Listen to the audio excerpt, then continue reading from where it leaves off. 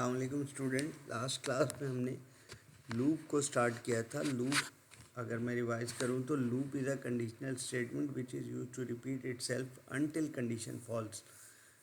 Loop अपनी statements को repeat करता रहता है जब तक कि कंडीशन फॉल्स नहीं हो जाती। तो लूप को समझने के लिए हमने लास्ट क्लास में एक दो प्रोग्राम बनाए थे। अब हम मज़ीद लूप का यूजेज देखेंगे डिफरेंट प्रोग्राम्स के अंदर।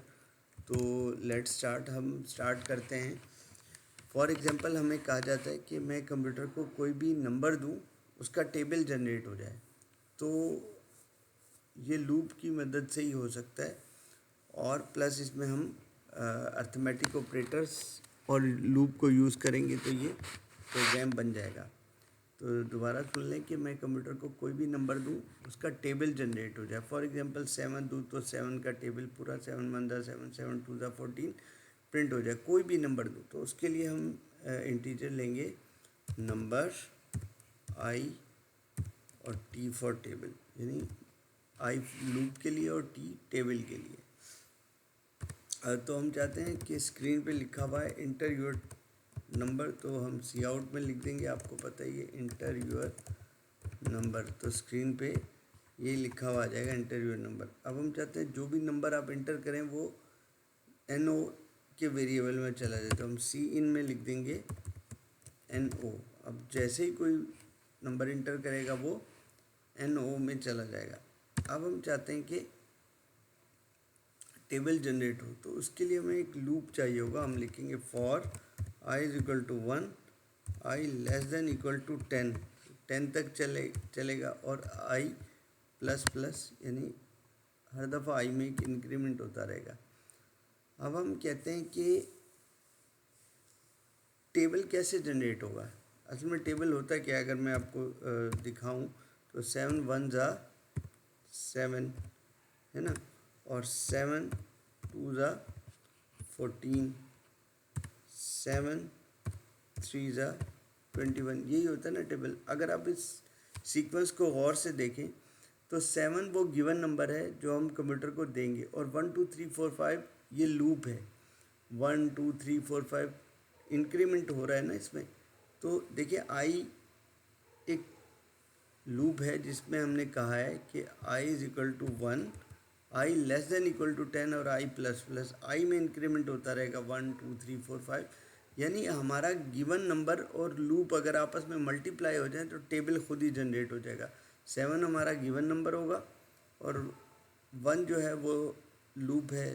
पहली दफ़ा आई की वैल्यू 1 है, वो इससे मल्टीप्लाई हुआ 7 आ जाएगा। दूसरी दफ़ा 7 तो वही रहेगा, आई के अंदर एक इंक्रीमेंट हो जाएगा, आई की वैल्यू 2 हो जाएगी, तो 7 जब 2 से मल्टीप्लाई होगा तो 14 आ जाएगा। तो यानी हमारा नंबर जब भी लूप से मल्टीप्लाई होता रहेगा तो टेबल जनरेट होता रहेगा। तो इसी फार्मूले को समझते हुए हम यहाँ पे एक लगाएंगे, फार्मूला लगाएंगे। हम कहेंगे t is equal to n o multiply by i, यानी नंबर मल्टीप्लाई हो रहा है आई से, आई में 1 पड़ा हुआ है तो मल्टीप्लाई होता जाएगा और टी में आंसर आता जाएगा। पहली दफ़ा 7 आएगा, फिर 14 आएगा, फिर 21 आएगा। जैसे ही 10 आएगा तो 7 10 70 हो जाएगा, और 11 पे लूप टर्मिनेट हो जाएगा। तो अब टी में क्योंकि आंसर आता जा रहा है तो हम टी को प्रिंट कर लेते हैं, टी को आउटपुट में ले आते हैं। तो हम कहते हैं cout double quotes slash n लगा देंगे, और दोबारा लेस देन का साइन लगा के हम टी लिख देंगे, और यहाँ हम कर देंगे R T U N return 0। देखिए अब हम इसको चला के देखते हैं, इसमें कुछ मिस्टेक्स भी हो सकती हैं। तो अगर कोई मिस्टेक आएगी तो उसे हम रिज़ॉल्व कर लेंगे। तो हमने जैसे ही हमने ये नाम देके जैसे ही इसको हमने चलाया, हमने रन किया, तो देखते हैं कि क्या आउटपुट आती है। हमने F11 को प्रेस करेंगे जैसे ही, तो देखिए यहाँ पे एक एरर दिखा रहा है। वो क्या एरर दे रहा है कि इंट फंक्शन इंट मेन,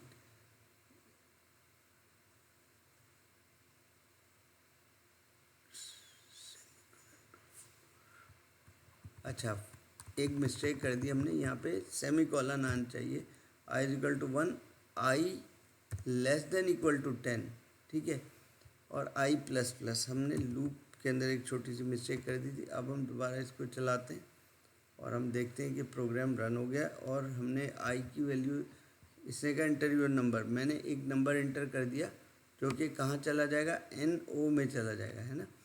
अब ये हमारी कंडीशंस पे और इंस्ट्रक्शन पे फॉलो करते हुए हमें 7 10 70 दे रहा है, जबकि इसे पूरा टेबल जनरेट करना चाहिए। तो हम क्या मिस्टेक कर रहे हैं, हम मिस्टेक ये कर रहे हैं कि हमें यहाँ पर एक ब्रैकेट लगानी चाहिए, ठीक है, क्योंकि ये लूप है तो लूप के अंदर एक ब्रैकेट लगेगी ताकि वो अपनी ब्रैकेट के अंदर काम करेगा, ठीक है। और जहाँ पे ये ख़त्म होगा इसकी ब्रैकेट भी बंद हो जाएगी। ये लूप की बॉडी कहलाती है, ठीक है। अब हम इसको दोबारा चला के देखते हैं। जैसे हमने इसे रन किया तो इसने दोबारा हमने 8 दे दिया, और अब अगर आप गौर से देखें तो 8 का टेबल जनरेट हो गया। लेकिन एक चीज़ गौर करें कि उस तरह नहीं आ रहा जैसा हम चाह रहे थे कि लिखा हुआ आए। हम क्या चाह रहे थे, 7 1 7, इस तरह से लिखा हुआ है। तो इस तरह से लाने के लिए हमें थोड़ी सी एक जो आउटपुट है उसमें चेंजिंग करनी होगी। देखिए अगर आप गौर करें तो यहीं पे हम दोबारा लिखते हैं 7 1 7। अगर 7 को देखें तो ये नंबर में पड़ा हुआ है ना। अगर हम नंबर को मल्टीप्लाई करा दें आई से तो टेबल जनरेट हो रहा है। तो हम यहाँ पे यही काम करते हैं। हम कहेंगे कि हम सिर्फ टी को प्रिंट करवा रहे हैं, हम नंबर को भी प्रिंट करवा लें अगर तो हम कहेंगे नंबर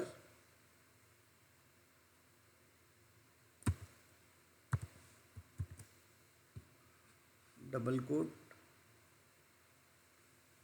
कोट के अंदर हम लिख दें x। अगर हम यहाँ पे इस तरह से कर लें कि नंबर फिर मल्टीप्लाई प्रिंट हो जाए, 7 1 7 मल्टीप्लाई इज इक्वल टू का साइन भी करना है तो हम डबल कोट में इज इक्वल टू का साइन भी प्रिंट कर देते हैं ताकि वो हमें एक अच्छा जो है वो अच्छा लुक देगा, एक प्रॉपर प्रिंट किया हुआ नज़र आएगा। देखिए नंबर में आपका वो नंबर पड़ा हुआ है जो आप देंगे, x लिख दिया मैंने ताकि ये मल्टीप्लाई का साइन प्रिंट हो जाए, और number multiply by I, sorry यहाँ पे पहले हमें आई लिखना चाहिए। अब जब हम वेरिएबल लिखेंगे तो डबल कोट्स में नहीं लिखेंगे, ठीक है।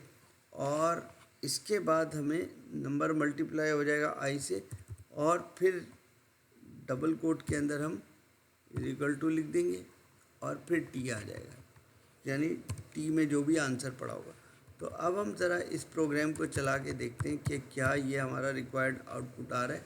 तो जैसे हमने इस प्रोग्राम को चलाया, कोई भी नंबर हम दे सकते हैं। हमने इस दफ़ा 4 दे दिया तो क्या लिखा हुआ है, देखिए जो हमारी एक्चुअल रिक्वायरमेंट थी वही आ गई, 4 1 4 4 2 8।